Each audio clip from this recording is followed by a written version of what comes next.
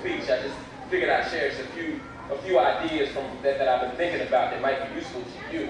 You see, the class of 2006, you're here at a very, very special moment in history, a very, very special moment in our lives. You see, the world isn't that good right now, right? There's a whole bunch of bad stuff going on. Unemployment is going up. You know, it's harder and harder to get a job, harder and harder to keep the money. The month lasts longer than your money every month. More and more people going to jail, school's getting worse and worse and worse, and yet we're still here. Now, I didn't come here to bring you bad news. It may not sound like a motivational speech yet, but I wanted to at least point those things out as I begin to talk to you, because the world is bad, and yet there's so much hope and possibility in this room. That's how y'all made it, right? But you didn't make it by yourselves, and so the first thing that I would hope that you all would do as graduates would be to thank the people who made it happen, the people who worked for you, the people who struggled for you. Who stayed up at night working for you. It might not have been your mom, it might not have been your dad, but somebody got you here. You see, we often talk about that only. We often talk about how it takes a village to raise a child, and that's certainly true. But it also takes a child to raise a village, right? To bring it up, to take it to places that it's never been before. And so even though the world is bad right now, I know that y'all can fix it. I hope that we need y'all to fix it, right? And so what I'm here to do today isn't to bring you any more bad news, but to tell you some things that you might be able to do, and that y'all might be able to do, to help make this world a little bit better than it is right now, because we can't leave it as it is. Yes, we are. Somebody asked if we in church. No, we're not in church, but I hope that I might be able to share one or two things with you about the world. 9/11, we had a terrible accident, right? I was actually just started teaching at Furness the year after 9/11 happened, and I remember the towers crumbling and people crying and people worrying that lives would never be the same. And there were many people who said, America is suddenly struggling. America is suddenly unsafe. America is suddenly unprotected. But then you had people like Jay-Z who said Bin Laden been happening in Manhattan. Crack was hand cracked back then, back when police was allocated to black men.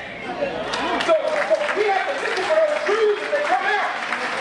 We have to look for truth in various places that might not come in the package that you're expecting, but the truth is there. If you look for it, as you get older and you go to college, that truth might come from your professor. It might come from your mama. It might come from your baby's mama. It might come from anybody, but you gotta look and you gotta listen.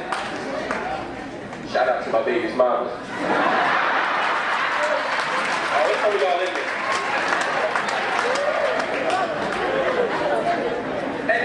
And the reason that you have to listen so carefully is because when you were young, when you were a child, you remember the people that wouldn't listen to you. You remember when you told the truth in public and nobody listened, people rejected you. And so now as you get older, you must remember what people forgot about you. And that's lesson number 2. Remember truthfully. Remember the past as it was. Not how you want it to be, and it's hard. Because we done all been through something, right? We all struggle. We all wounded healers, right? We all go through the world wounded, hurt, beaten up. And we try to forget those memories, but those memories are necessary for us to move forward. So as you go out into the world, you don't carry your pain around like a knapsack, but keep it in your pocket. So when things happen, you reflect and say, oh yeah, I remember when that happened before. I remember when somebody did that to me before. You can't do that to me no more. And I'm not just talking about the personal stuff. I'm talking about racism, sexism, homophobia, heterosexism, gender inequality, classism. I'm talking about anything bad in the world. You got to remember, we all have seen this before. That's how you got to remember. But as you become adults, it's easy to forget. And history doesn't become something you use as a lesson. History becomes a baton that you use to beat over the heads of young people. Back when I was a kid, we ain't had no bad music. We ain't had no, was it lean with it, rock with it? We ain't had none of that. We had Marvin Gaye, Luther Vandross, right? A Little Anita. We had all that stuff, but we didn't have no bad stuff. Like y'all didn't have Billy Jackson getting left off the radio. Like y'all didn't have people dissing Prince, saying he was too erotic. Like y'all didn't have music that was rejected. Like all y'all had was the good stuff. But some of y'all 80s and 90s babies, all y'all had was Nas and Rakim. Like y'all didn't have Argo. Y'all remember him?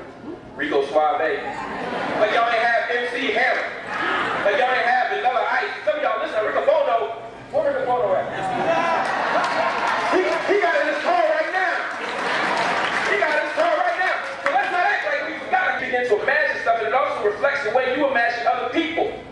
What you imagine other people to be able to be. That's what Tupac was talking about. He said, we roses that grow from concrete. When you said roses grow from the concrete,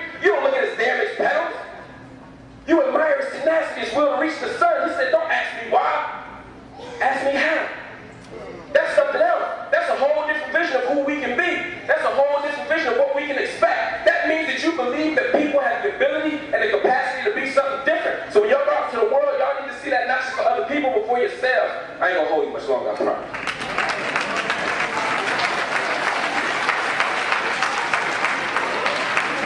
Point number 3 is about hoping relentlessly. When I talk about hope, I'm not talking about optimism. I'm not talking about the belief that eventually everything will just turn out all right. The belief that good will always win over evil. The idea that the loser will always become the winner. I ain't talking about that. If that was true, Sixers would have won the championship. Or the Eagles. Or the Flyers. Or the Phillies. We go on that line. So clearly, this is not an optimistic city. This is not a site for optimism. Optimism is the immature belief. It's a refuge for the immature and the unsophisticated and the naive. Y'all don't need to be optimistic. Optimistic is when you don't study for the test.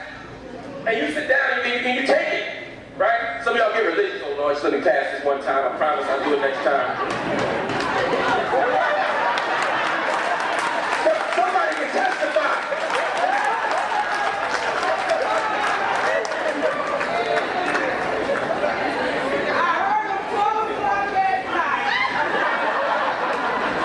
Tell them. Some of us get creative. We sit down next to the kid with the glasses and hope for the best. Right? I ain't saying that. We all done did that once or twice. But we always invest a certain amount of optimism. I got a brother right now who's sitting at home, and I want him to get a job so bad, because every day I come home, he asks me for money. And not like odd amounts of money. You got the $1.78 I can borrow. There's only a couple things you need with $1.78. I ain't gonna talk about that right now. Some of y'all know what I'm talking about again. But my point is, I ask him every day, you gonna get a job? He say, I want a job. I said, did you go pound the pavement? Did you get the classified? Heck, we in the internet world. Did you even go Monster.com and surf the net between Black Planet and MySpace? He said, no. I said, well, how you gonna get a job? He said, I'm optimistic. And he is. He believes that eventually the job just gonna come. Like dominoes, somebody's gonna knock on the door with a job. But the world doesn't work that way. You can't be optimistic. Optimistic is for the immature.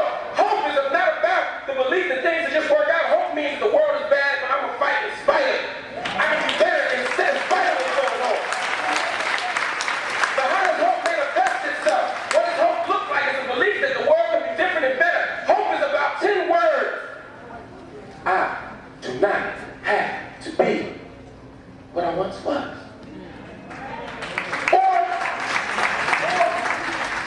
I do not have to be what I am now. It's a belief that the world can be fundamentally different.